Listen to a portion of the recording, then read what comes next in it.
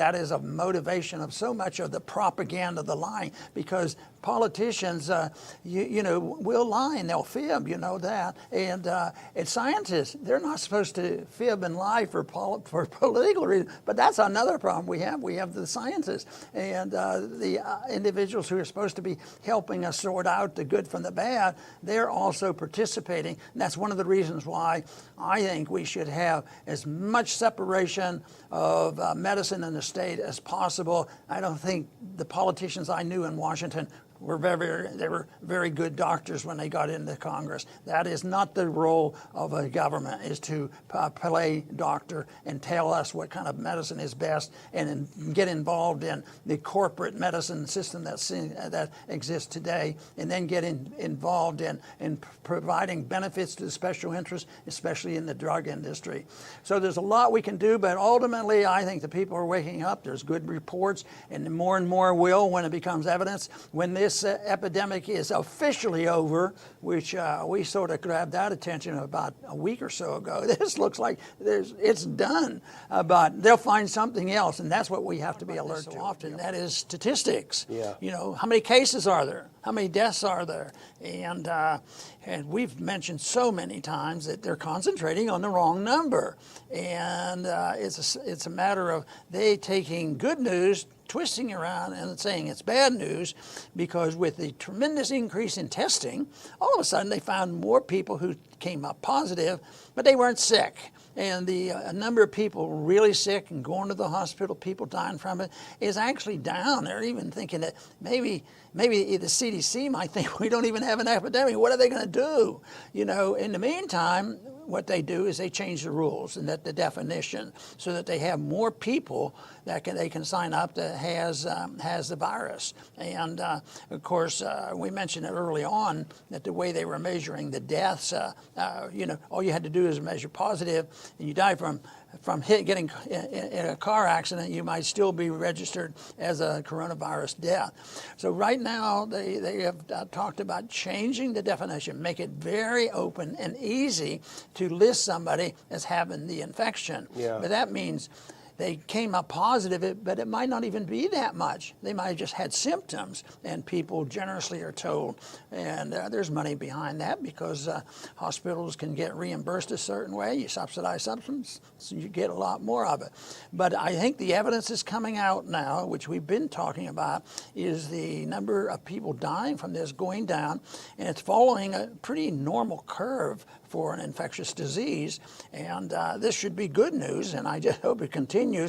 But I fear what the government does is they find another culprit to blame, and they certainly have been finding quite a few related to coronavirus. So right now, though, they're back at it again. They're changing some definitions. Yeah, and you wrote about this in your column today, which is on the Ron Paul Institute website. I think it's worth going back over the timeline, because what you pointed out, and we actually even talked about it last week, is back in mid-May, they changed the definitions of what constitutes a coronavirus case. Used to be you had to have a positive test. This is in Texas. Positive test result. Then they changed it mid-May to say you could meet certain criteria. If you have a headache and a sore throat, you can be probable COVID and be classified as COVID. And then also the people around you, up to 15 people, family members, neighbors, they're also probable COVID automatically, as you pointed out. And so with that, obviously, and plus that, and also spiking the tests in Texas are going through the roof. So you combine those two things, and what happens, you get a spike of quote-unquote cases, because you're adding what it means to be a case. And when people go into the hospital to get their hip replaced, they test them for COVID, and they become a COVID hospitalization, even though they didn't go there for COVID. So all of this happens, and then the Governor Abbott moves, and he moved on July 2nd after saying, I have no authority to mandate face masks. Just a few weeks ago, he did just that. He mandated face masks on the 2nd. And of course, that didn't satisfy the Lena Hidalgos of the world, the Harris County judge. She said, that's not enough. You got it locked down again. You know, so that's what's happening in Texas. By the way, Governor Abbott's, and I wrote about this on the Ron Paul Institute website too, Governor Abbott's mandating of face masks is not what it seems, because here is the part of it, Dr. Paul, where he talks about what you have to do. Every person in Texas shall wear a face covering over the nose and mouth when inside a commercial entity or other building or space open to the public, or when in an outdoor public space, and here's the key phrase, whenever it is not feasible to maintain 6 feet of social distancing. So even though the media sold it as Abbott mandates face masks, he didn't. Even though what he did is bad, he kind of weaseled on his words, because he's basically saying if you go somewhere you can't social distance, you need to put a face mask on, but that's not how it's being sold. Yeah, but that's the way it's been accepted too. Yeah, it's yeah. being sold, and then the propagandists get going, and they're not on our side, so they use that, and lo and behold, people become very, very obedient because they throw in a bit of fear. Yeah. And you know, it's a lot of. I think it's proper to say some of this is outright lying. It's deceitful, and it's not telling us the truth, and they have it there.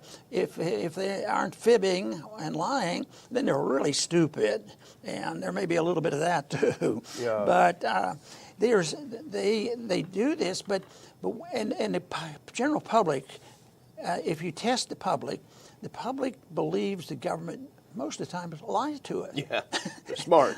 And yet, all of a sudden, anything like this, and I mentioned already the fear issue, Yeah. they stir up the fear, and people are just rolling over and doing it.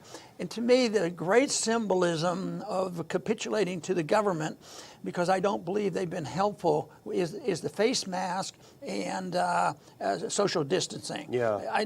They've never proven anything on it. There's nothing to do with science. They haven't proved it on science, and they haven't been able to defend it legally. They haven't been able to defend it on civil liberties or the Constitution, and yet there's this hysteria, and I think it's part of the fact that in spite of their questioning government, they also have ingrained the safety net. Everybody has a safety net. Big business has it. People get sick have it. Everybody's out of work has it. Everybody who needs something has it. And it's ripe for socialism. And it's ripe even for the radical Marxists to come out. So there is a mixed bag there. But it's a shame that when people tell outright lies, we wouldn't get more supporters. But they're getting awfully aggressive when you see, the militant black movement separating themselves. They think that Black Lives Matter is not radical enough, Yeah. and they're separating, and they are really aggressive, and they're very racist. And you'd think people say, well, maybe we should question more of this. Maybe we should look at the facts. Hopefully, we're able to provide some of those facts that they might be looking for. Some counterfacts. The thing, I was in Houston, I drove through Houston yesterday, and I don't often do that anymore because it's more like a lockdown city. But I tell you, Dr. Paul, and you mentioned this too, the signs are everywhere. Get tested. Free test. Get tested. 15 minutes. Get tested. The other sign, there are two kinds of signs. There's those, and then there's the ones of the mayor of the city and other city officials with the thing over their head. Wear your face mask. Put on your face mask. Mask up. And it's always the implication is if you care about other people, you'll put on a face mask. So if you refuse, if you're one of those bad people who refuse it, you just hate people, is the idea. But the thing about Houston, the thing about the U.S. is what happened to deaths. That's how you opened up. And let's go to the first graphic because this points out very well what's happening, and this is the thing they don't want to talk about. The graph going straight up is the number of tests and the number of positive cases, confirmed cases, and the line going down is the number of deaths. The deaths continue to increase. In fact, I think you pointed out there are 90% less deaths. Deaths have reduced by 90% since the peak back in April. And let's look at the next graphic. These are fresh from today. This next one is. This is the second wave, Dr. Paul. Look at the daily deaths in the U.S. In fact, both Saturday and Sunday were way down. And what we will expect is probably today you'll see an increase in reporting, and so you see a small spike. But each one of those Monday spikes is getting less and less in the U.S. Let's even go to Texas, where Governor Abbott panicked. And so there was an increase around June 30th in daily deaths. And I suspect that's because, as the Houston doctors said, people are going in much sicker because they didn't go in when they had their heart attack and stroke. They would go in and get a COVID diagnosis even though they weren't in for COVID, and they ended up dying. But even that so-called spike around the 30th, we're seeing about 5 or 6 days of continual decline in deaths in Texas. So it's pretty obvious what's happening and what's not happening. You know, if this second wave fizzles on them and they have to admit it, then what they'll do is they'll ignore it. They'll start talking about the third wave, The fourth wave, or a new virus, and they've admitted that they have to be planning for the next one, and they're establishing the principles here.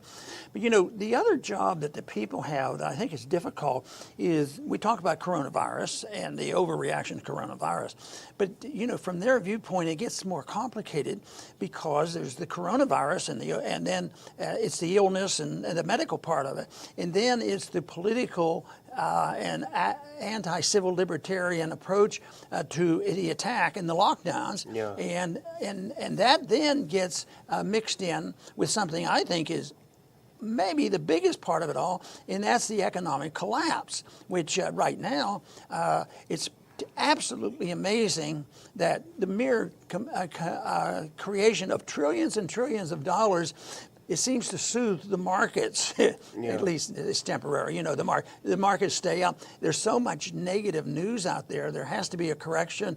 And if you look at the debt and all this activity that we're doing, you know, another record amount of money they're sending to the people. No matter what is necessary, they're going to send the money. And yet, I think the main thing they've done is prop up the stock market. But there's a bit of lost confidence in what's happening there. So you have the virus, the reaction to the virus, you have the economic conditions, and then you have the fearmongers, and then you look at the media, and it's incessant, it's constant, and that gets the person mixed up because, you know, if they 2 months ago or 3 months ago were asked about, well, do you believe everything the government tells you? Oh, no, you know, they lied to us about foreign policy, about wars and assassinations and all these things, and yet right now they believe everything that is told, and it's a pretty blatant lying is what they're doing, or misinformation, and the purpose of it is to scare people so that they blindly accept all this and they roll over. And to me, the symbol of acceptance, and I've said it before too often maybe, is the mask and the social distancing and arresting people sitting on a beach by themselves, all the crazy nonsense that went on. And then now there are some pretty good stories out there now, and people ought to look for them. People who have scientifically challenged the insanity of the face mask. That is probably much worse. It does impinge on the ability for people to breathe. And there's a lot of stuff that gets in the mask that shouldn't be there, and yet people do it because it's your badge. It's sort of like your papers. And I think they are thinking pragmatically, which is sort of what people have to do. I sort of have to be the pragmatist when I go through, the airport.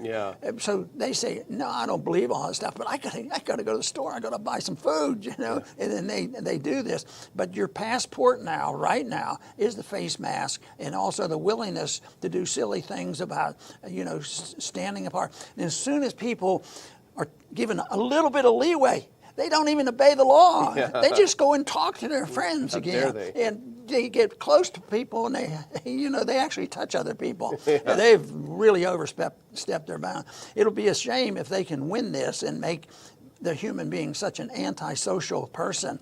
But right now, they have a ways to go. But in the meantime, they're going to annoy the living daylights out of a lot of us.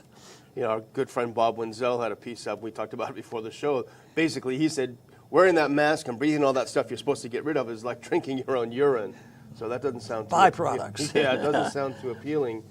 But the fact is, people naturally keep a social distance from each other. Certain cultures are closer than others, but people naturally don't cough on each other or sneeze on each other.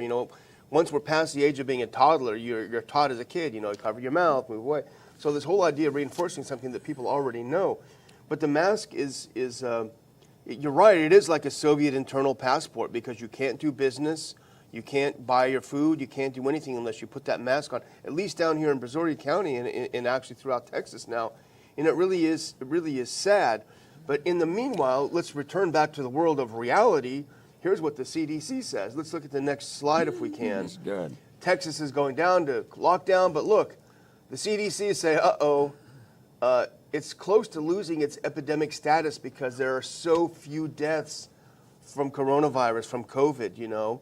And this is a report about it, but let's do the next slide. And this is from the CDC website. I just visited it this morning. He said, based on death certificate data, the percentage of deaths attributed to pneumonia, influenza, or COVID-19 decreased from 9.0 during week 25 to 5.9 during week 26. This percentage is currently at the epidemic threshold. So that means it's declining, and it's at the epidemic threshold. But never fear, Dr. Paul, that great employee, that great consultant, that great board member of all the big pharma companies, he was on TV today to say, don't listen to the CDC, they're a bunch of nuts. He actually used to run it, but here he is. Here's our good old friend Scott Gottlieb. We're now in the second wave.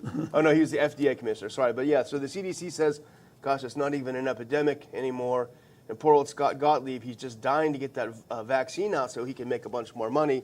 It's the second wave, says the doctor. And it is sad because of the, the gullibility of so many people. They're anxiously waiting for it, you know. And this whole thing that you already described, the automobiles lining up for miles and miles and miles to get this free test. Yeah, free. You know, if people ask me, I say, if you're not sick, don't bother, with a test. What's it going to do? Use common sense. Yeah. And that's the big thing. But even the treatment is pretty much common sense too. And I think back so often to how communicable diseases were treated 30, 40, 50 years ago, and they came and people were treated sometimes deliberately and get immunity, and we know more now about the prevention, how zinc is beneficial and vitamin D, vitamin C, and a little bit of, good common sense dealing with people. But no, that's not enough. We have to have the people who are all wise and to tell you, and it's more important for them to have their stature than it is for us to have our liberty. Civil liberties is way down on the list. I don't think it ever comes up, when there's a discussion going on. Have you ever thought about this? And there was some interview, I think Tucker may have had somebody on, a governor, and he said, no, we never Yeah, thought the about governor that. of New Jersey, yeah. I he- never we thought about that. Oh, you mean that's involved? Yeah. But at least he was honest, and Yeah.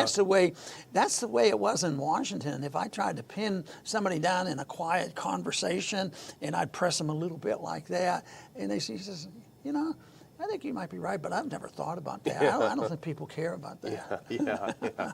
Well, speaking of an actual wise person, let's look at the next clip, Dr. Paul, because I found this tweet this morning. Our good friend Thomas Massey, words of wisdom from the congressman from Kentucky. A lot of people keep forgetting that flatten the curve was about slowing the spread of COVID, not stopping the spread, and not reducing the number of people who eventually get infected. It was about avoiding overwhelming medical resources until herd immunity is reached. Thank you, Representative Massey, because they completely changed that too. Yeah, and people have short memories there, and that's why I guess they can go back and forth from thinking the government is untrustworthy to just boiling over and doing whatever they say. But I still think that the information is out there. Anybody, and I'll bet you our viewers generally know what's going on, and they'll look, or if they want to challenge us, they can find it. Yeah. It's out there, and I think there's some fantastic studies on this. It's just, everybody has to help spread the message. Everybody's capable of spreading the message. And of course, my rules on that is it never can be done by arguing with people. Yeah. I've learned that a long time, arguing about it, especially if somebody is tied up in emotion. But I think the facts and figures are there, and people will eventually see the statistics and the facts are in our direction. I think they're going to come around to saying, hey, look, these people went, 20,000 people showed up at the beach. We haven't heard of anybody dying yet, from going to the beach. And if you add up how much vitamin D did they get, and I think it's interesting to know that 30 minutes in the sun a day is beneficial. Your vitamin D machinery is working pretty fast, and we have a lot of sunshine lately, so we've been okay. Yeah, we've been okay. and what no one will talk about. And I was just reading a tragic article before the show, Dr. Paul, in Albuquerque. 11-year-old boy, he had to stay home because of the COVID. Couldn't go to the store with his parents, couldn't do anything. Sadly enough, he committed suicide. 11-year-old boy. I was just reading about it just now, and it's heartbreaking. And this is happening a lot more, thousands of times more. But nobody wants to talk about that. They just want to talk about how selfish we are because we don't put a mask on, you know. But I've been wanting to put this next graphic up for a while because I absolutely love the title so much. I finally had the chance to put it up today, Dr. Paul, and I put it up by way of contrast. So let's put up the next clip. This is from June 25th, Santa Cruz, California, you know, California, the left coast. Santa Cruz County lifts beach closures. Quote, people are not willing to be governed. So they just threw up their hands and said, you know what? We got to open the beaches because just people will not listen to us. And I just love that headline. I love that whole thing. I love that idea. Sadly enough, as I was driving home from Houston today, all the way down on the 288, I saw a sign saying, you know, go back, Brazoria beaches are closed. And in fact, let's contrast like Santa Cruz of all places, the left coast, and look at this, is sad. Southeast Texas beaches closed for 4th of July weekend. Going to the beach is a holiday tradition for many Texans, but for many places, this 4th of July, that won't be an option. So I wish we would be willing to be governed. So and anyway, I'm going to close on a scary point, Dr. Paul. And someone sent me this next clip this morning, and I wanted to put it out there. This was posted on a playground near this person's home. This captures how crazy and insane the propaganda is. Let's look at this final one. Look at this, Dr. Paul. Does this look like something out of, I don't know what? It says, wear the mask. I'm wearing it for you. Are you wearing it for me? We are strong together. And it looks like a Soviet or a Nazi style, very intimidating. And this is what's gripping the country. This was actually posted on a playground. Very, very sick and very sad. But I'll just finally say, again, thank you to our super chatters. Thank you to all of our viewers. Today is Monday, so we do have a list of thanking our super chatters from the last week who helped keep the show alive. If you can do it, if you can support us, we certainly appreciate it. But we'll roll those names and thank you publicly in just a couple of minutes when the show is done. Dr. Paul? Very good. And I'm going to re-mention something I just said a little while ago, what is on the people's mind and what they're trying to digest. Of course, it's the virus is one big thing, the reaction to the virus and the overreaction to the virus and the lockdowns. Then also the basic weakness in the economy, which I think is very, very major. And you put it all together, and people should have concerns, but they shouldn't be as scared as ours. They shouldn't react to their fear. They should react to looking at this and knowing that there can be answers for this, because most of our problems that I see are pretty much man-made. You know, what's happening now. You say, oh no, the virus is not man-made. Well, maybe the reaction to the virus is, and the extremism, I think that could be blamed on our authorities overreacting. But I want to mention one other thing, that I do this with caution, because somebody might think that I'm biased for or against certain individuals. But there is no doubt in my mind that so much of what's going on today is anti-Trumpism. And if they can pin the virus on Trump or whatever, they will and they can. That doesn't mean that Trump doesn't set himself up for this, because unfortunately I think he does. But I'll tell you what, he is able to get the major medias on his side, and I think that is a motivation of so much of the propaganda, the lying, because politicians, you know, will lie and they'll fib, you know that. And scientists, they're not supposed to fib and lie for political reasons, but that's another problem we have. We have the scientists and the individuals who are supposed to be helping us sort out the good from the bad. They're also participating. And that's one of the reasons why I think we should have as much separation of medicine and the state as possible. I don't think the politicians I knew in Washington they were very good doctors when they got into Congress. That is not the role of a government, is to play doctor and tell us what kind of medicine is best, and get involved in the corporate medicine system that exists today, and then get involved in providing benefits to the special interests, especially in the drug industry. So there's a lot we can do, but ultimately I think the people are waking up. There's good reports, and more will when it becomes evidence. When this this epidemic is officially over, which we sort of grabbed that attention about a week or so ago. This looks like it's done, but they'll find something else, and that's what we have to be alert to. My biggest beef is that from a libertarian viewpoint, there is absolutely no difference some meaningful difference between Hillary and Trump. I mean, they both support military-industrial complex, the Federal Reserve, deficits, entitlements, invasion of our privacy, and it's super nationalistic populism versus socialism, and that is so remote from what we need to be doing. We need to be moving ourselves away from tyranny toward liberty. Mm-hmm. So are you?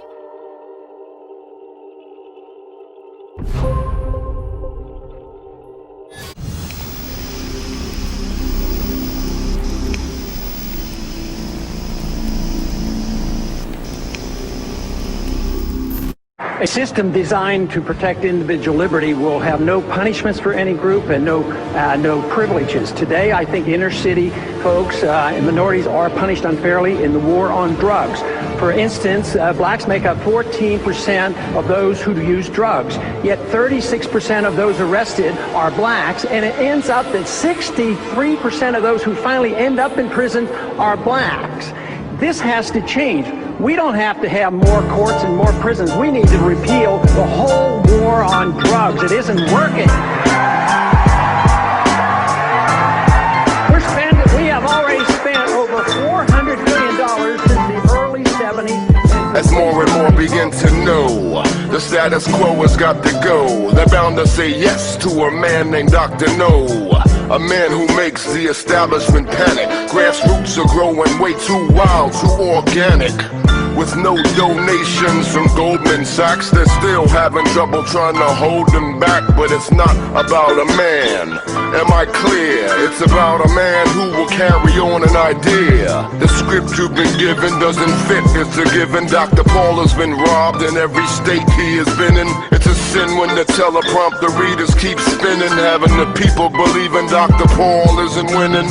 The smear campaign is wearing off fast. Exponentially, we are tearing off masks. The mass media ain't making it fair. Once we kill the central bank, we can take it from there. Paul, he's a statesman, so why do they hate him? He was delivering babies back in 1963, and he just helped give birth to the baby of liberty. He's a statesman, so why do they hate him? He was delivering speeches back in 1984, telling you how central banks were profiting from war. I believe in the death penalty. I believe it has been issued unjustly. If you're rich, you get away with it. If you're poor and you're from the inner city, you're more likely to be prosecuted and convicted. And as the bobbleheads tell you, Congressman Paul is unelectable. That's true when you approach it from a technical angle, because the media is being strangled, giving opinions of people as they fandangle. It takes two to tango and play the game. Thus, the people are just as much to blame. The two parties should be fired and flamed, cause they're owned by the same cabal I won't name. Vote fraud's been proven by all reason. Tamper with the ballot, that's beyond all treason. Campaign season is but a comedy. The winner is the one who used bombs to spread democracy. They promise change and proceed to trounce your hopes. How can your vote count when criminals count the votes? Their funny money make the cluster bombs fall. That will cease if you demand Congressman Ron Paul. we do know that opium was used by the Chinese, and the Chinese were not welcomed in this country. We do know that the blacks at times use heroin, opium, and the laws have been used against them. There has been times that it's been recognized that the Latin Americans use marijuana, and the laws have been written against them. But lo and behold, the drug that inebriates most of the members of Congress has not been touched because they're over there drinking alcohol. Dr. Paul, he's a statesman. So why do they hate him? He was delivering babies back in 1963, and he just helped give birth to the baby of liberty. He's a statesman. So why do they hate him?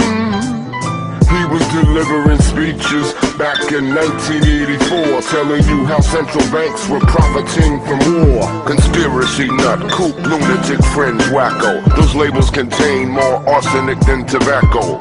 Behind the counter of your drugstore, let us examine more judiciously the term drug war that perpetuates the inner city mob. Inside joke, inside job. The same people who ship narcotics now own prisons, and their mission is to fill them up and lock them down. Decriminalize all drugs tomorrow. There'll be less pain, there'll be less sorrow. That's the reason you're seeing the bullets flying in ghettos and little innocent children are dying. You don't know the man from a can of paint. To call Ron Paul a racist is to call me a saint. There's not a candidate that you can trust more. His face should be on Rushmore. Dr. Paul, he's a statesman. So why do they hate him? He was delivering babies back in 1963, and he just helped give birth to the baby of liberty. He's a statesman. So why do they hate him? He was delivering speeches back in 1984, telling you how central banks were profiting from war.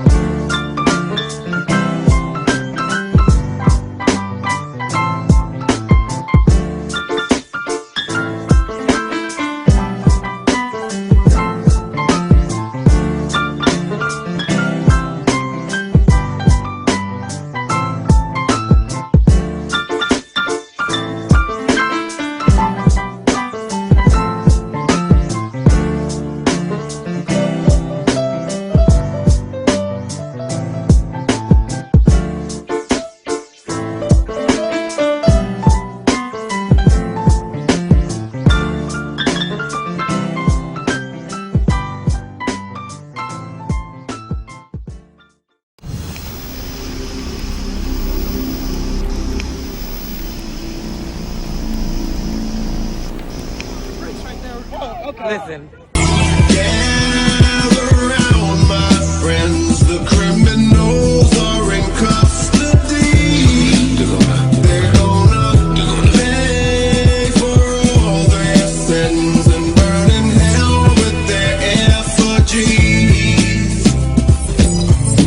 My father's not alone. He thinks that fire brought down all of them towers. The people are too